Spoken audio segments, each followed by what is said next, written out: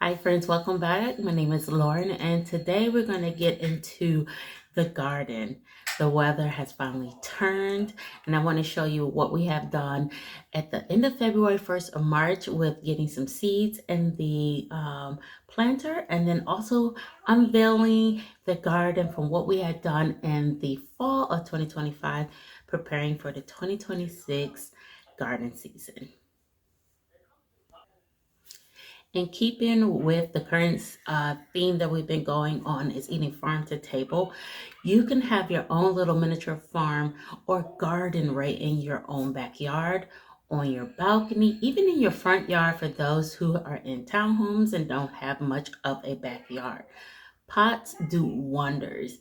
And so, what we're going to do is get some seeds going in the home where it's nice and warm. And those are our winter ones, such as tomatoes and peppers. And then we're going to venture out and get some things into the ground. There's so many channels online that show you how to grow in pots.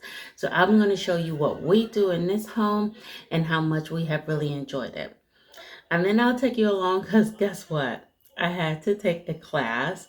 Well, actually, my son took a class on vermicelli worm poop. Composting with worms. And when he took this class, I thought it was something that I could drop him off and go enjoy the rest of the library. But no, it was us parents that stayed behind to have a million and one questions. And I walked away with a wonderful worm composting bin that we placed right into our garden. And my son came home with a little bit of worms so that he can watch them burrow and eat and enjoy. Um, the little new home. So I will show you that as well. And yeah, come along because it was a very interesting time. To keep our grocery bill from the grocery store low and to also eat fresher food, we have learned to grow our own and especially grow from seed. I am teaching my son how to start these seeds in the winter months. It's at the end of February, 1st of March, and we are trying to get in as many tomato and pepper plants as possible. The last 2 summers, we have not had a lot of success with tomato plants. We will buy one or two from the store, get them going, realize, oh, we need more, buy a couple more, and then lose the plants. So I spent all summer long learning more and more about what we need for indeterminate and determinate tomatoes. Indeterminate means that the tomato will keep growing, the plant will keep growing your whole entire growing season. Those are typically your big slicing tomatoes, the ones that you put in salads, you are slicing up and putting on sandwiches. They tend to be large and also very wet or moist on the inside. The determinate tomatoes are the sauce tomatoes, the Amish tomatoes or Roma tomatoes. They are not as wet on the inside. They typically are drier, and if you slice them to eat them, they typically are small. And I mean like palm size. So what we have realized that we love the slicer tomatoes to eat throughout the summer. Go in the garden, grab one, chop it up with some Italian seasoning and onions and vinegar and make it into a salad. We also realized that they do not help with sauce making. All the moisture and the liquid that's in the larger tomatoes requires us to cook down our tomatoes so much, and it takes up so much time and energy. We have found that if we use Roma tomatoes when we make our sauces, that we don't have to cook it down as much. They're not as watery, and it saves on some energy and it saves on time in making that tomato sauce. So we are definitely planning out the quantity a little better. That has been one thing that I never got down pat. Last year I thought I was doing better with green beans, but not really. So I found a nifty little chart. If I could find it online again, I'll definitely link it below. because I made notes in my garden books. But what that chart does is explain how many tomato plants a person would need to plant for each person is going to eat off of the product of those plants. In our case, we are definitely planting for about 6 people when it comes to tomatoes. And so we want to make sure that we plant enough plants for them. Now that it's been a month since we planted these, we are going back through and seeing if there's anything extra that we need to plant. We have a much longer growing season here in 7B, 8A, so we get the opportunity to grow tomatoes. I've done it all the way up to Thanksgiving Day where I cut the tomato off the plant for Thanksgiving dinner. So we do get an extremely long growing season here. So that's what we're focusing on this year, is making sure that we have enough indeterminate plants so that we can munch on tomatoes. Indeterminate also are slower growers, meaning once we get these plants in the ground around Mother's Day, we probably won't see a tomato till 4th of July.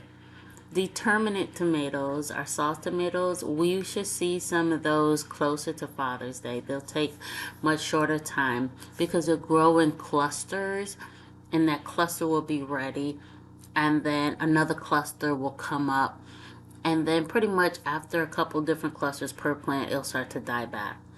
But for the large slicers, it's going to take so long for one tomato to get ready. Oftentimes we're cutting it from the vine, putting it in the windowsill, and we just love that look of just summer sitting in your windowsill. So as I continue to show my son exactly how to um, plant and grow everything, we're going to move on into the garden, and I'll show you what happens when we start unveiling what Mother Nature has done all winter long.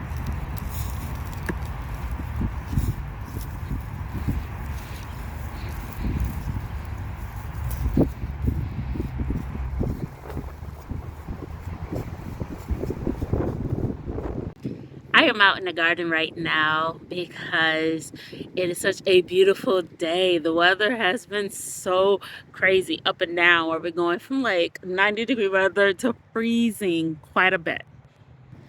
I came out here to check up on the garlic and then one bed that I covered up, trying to see if I can help get some nourishment back in the soil for that bed. Let's take a look.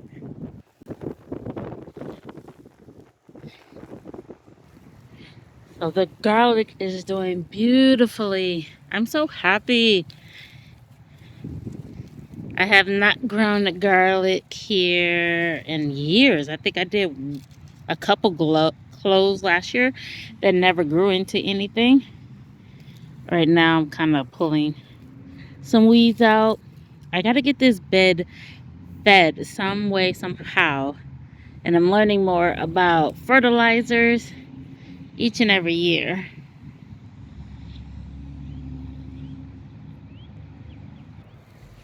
I am glad to see, let's move this stick, the oregano coming back. These sticks right here coming out the middle of it was last year's oregano, and then when it died for the winter, we just left it here. We figure we'll deal with it now in the spring.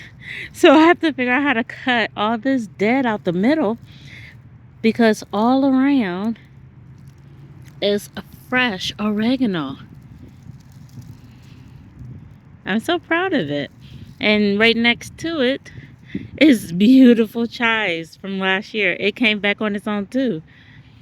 And don't think all is done, because these were the green onions that I plan on putting another one here next to it. And this is the beautiful thyme. Well, not this, this is a weed. And it came back on its own too. Thank you so much. Thank you, God, for showing us exactly what you can do. We use these paint sticks to actually name it. Then I use the little plastic strips from old plants to keep the name. So this bed needs to be fed also. So in the ground over winter, we love these two cabbage plants. They were not this large. They have grown due to our cool weather. So I am definitely going to find a way to feed them so that we can get some cabbage this spring. Then we also have these two broccoli heads that have actually grown little broccolis all around it. I am totally surprised. But we are going to find a way to feed these so we can get something. Oh, it's another one back there.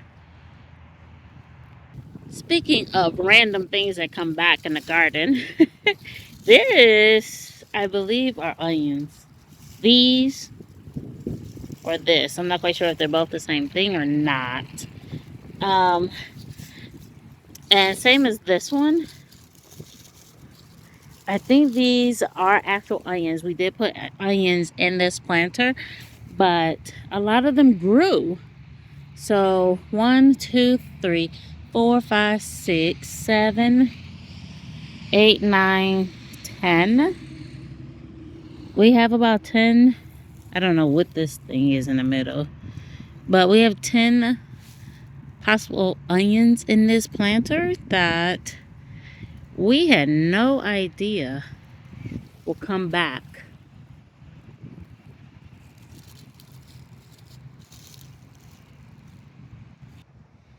Our blueberry plant is showing out. Can you guys see all the buds? And let me see.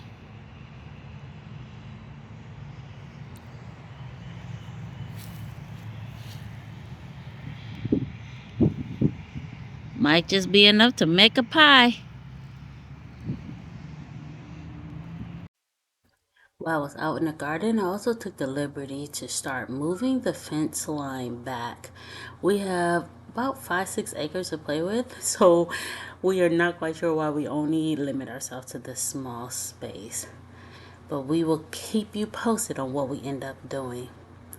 Thank you so much for dropping by and learning about how you can keep that farm to table life going by growing something for yourselves. These beautiful daffodils are letting us know that spring is officially here. Talk to you guys next time. Bye bye.